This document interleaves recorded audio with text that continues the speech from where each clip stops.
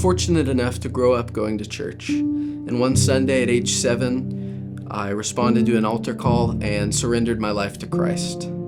As I grew up, I started to recognize there was a separation between who I was at church versus who I was outside of that.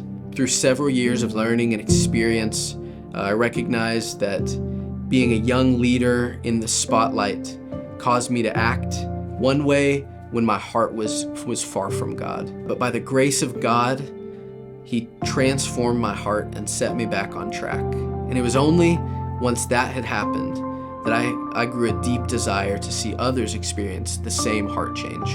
Making disciples in Lindsborg seemed so daunting, but through humility, empathy, authenticity, and simply listening to others, I was able to connect with them in such a way that pointed them to Christ.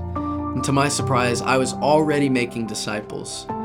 It took me a while to accept the fact that it was all God's work and none of my own. However, it had nothing to do with the fact that I could do everything.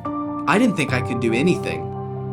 I had to recognize that just because I was young didn't mean that I couldn't disciple someone. The position I'm in with the church has allowed me to interact with so many different people, but the reality is, I didn't start making disciples when I started working for a church.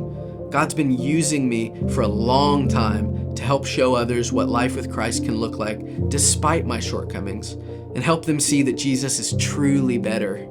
It's so encouraging to know that it's not up to me to change anyone's life, but instead guide them to Jesus.